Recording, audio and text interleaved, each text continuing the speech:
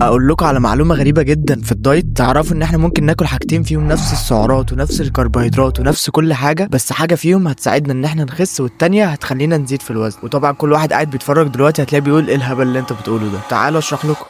في فيديو النهارده معايا مثالين للي انا قلته دلوقتي. معانا العيش البلدي والتوست البني. ايه الفكره بقى هنا؟ تعرفوا ان كل 100 جرام من العيش البلدي فيه حوالي 270 كالوري، وكل 100 جرام من التوست البني فيه برضه 270 كالوري، وكمان هم قريبين من بعض قوي من ناحيه الكربوهيدرات والبروتين. بس الفكره هنا بقى ليه الناس دايما بتنصح ان احنا ناكل توست بني مش عيش بلدي، رغم ان الاتنين فيهم نفس الحاجه. العيش البلدي فيه كربوهيدرات بسيطه من الدقيق الابيض اللي جواه، والنوع ده من الكربوهيدرات الجسم بيمتصه بسرعه، فعمليه الهضم بتبقى اسرع، وكمان بيرفع الانسولين في الجسم، فبيحسسنا بالشبع لفتره قليله ما بتطولش، فبنجوع بسرعه فبناكل اكتر. التوست البني بقى فيه دقيق القمح الكامل، والنوع ده من الدقيق فيه الياف عاليه. الالياف بقى بتخلي عمليه الهضم ابطا، فبتخلينا شبعانين لفتره اطول، فما بناكلش كتير. وهي دي الفكره بكل بساطه، وقلت اقول لكم على التفصيله الصغيره دي عشان انتوا عارفين ان التفاصيل بتفرق.